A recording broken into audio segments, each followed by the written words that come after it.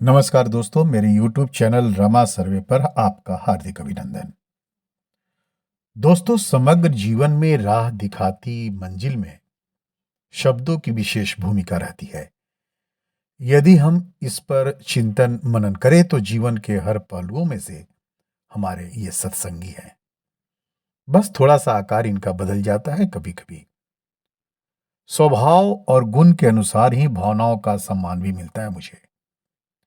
एक ही कुलवंश के होते हुए फूल भगवान के सिर पर शोभायमान होते हैं तो कांटे सबकी आंखों में खटकते हैं, अपमान पाते हैं। तो चलिए इस पर आज आपको एक कहानी से रूबरू करवाता हूं। एक राजा था। वन भ्रमण को निकला हुआ था। रास्ते में प्यास लगी, नजर दौड़ाई, एक झोपड़ी दिखी जो शायद दृष्टिहीन व्यक्ति का था। उसमें जल का घड़ा दूर से ही दिख रहा था। राजा ने सिपाही को भेजा और एक लोटा जल मांग लाने के लिए कहा। सिपाही वहां पहुंचा और बोला, ऐ अंधे, एक लोटा पानी दे दे। अंधा अकड़ू था। उसने तुरंत कहा, चल चल, तेरे जैसे सिपाहियों से मैं नहीं डरता, पानी तुझे नहीं दूंगा। सिपाही निराश लौट पड़ा। उसके बाद सेनापति को पानी लाने के लिए भेजा गया। सेनापति ने समीप समीप जाकर कहा, अंधे, पैसा मिलेगा तुम्हें, पानी दे दो। अंधा फिर अकड़ गया।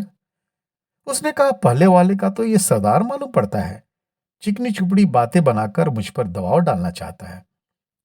जा जा, यहां से पानी नहीं मिलेगा तुम्हें। सेनापति को भी खाली हाथ लौटता देखकर राजा स्वयं चल पड़े। समीप पहुंचकर वृद्ध जन को सर्वप्रथम नमस्कार किया और कहा, प्यास से गला सूख रहा है, एक लोटा जल दे दे तो बड़ी कृपा होगी। अंधे ने सत्कार पूर्वक उन्हें पास बिठाया और कहा, आप जैसे श्रेष्ठ जनों राजा ही हो सकते हैं। जल तो क्या, मेरा पूरा शरीर ही आपके स्वागत के लिए हाजिर है। कोई और भी सेवा हो तो बताएं। राजा ने शीतल जल से अपनी प्यास बुझाई, फिर नम्र वाणी से पूछा, महाशय, आपको तो दिखाई पड़ नहीं रहा है, फिर जल मांगने वाले को सिपाही, सरदार और राजा के रूप में कैसे पहचान पाए? अंधे ने कहा, वाणी के व्यवहार से हर व्यक्ति के वास्तविक स्तर का पता चल जाता है साहब।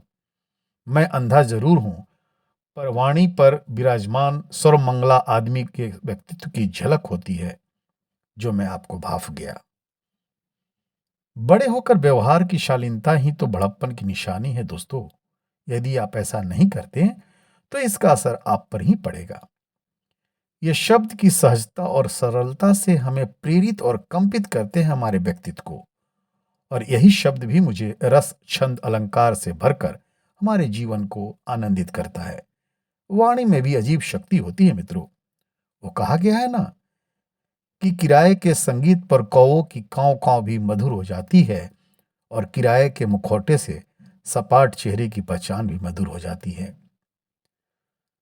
वचन में गजब की ताकत होती है। कड़वा बोलने वाले का शहद भी नहीं बिकता और मीठा बोलने वालों की मिर्ची भी भीग जाती है मित्रों। शब्दों का वजन तो बोलने वालों के भाव पर आधारित है। एक शब्द मंत्र हो जाता है, एक शब्द गाली कहलाता है।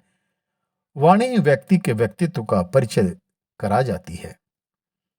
मृदु वाणी जो बोलता है सबसे मेल वही रखता है, और जिसकी बोल मधुर शहद जैसी होती है वही प्राणी भिन्न युद्ध ही संसार को जीत जाता है।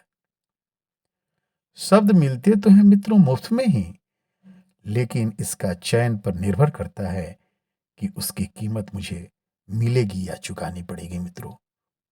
उसकी कीमत मुझे मिलेगी या चुकानी पड़ेगी। बहुत बहुत धन्यवाद।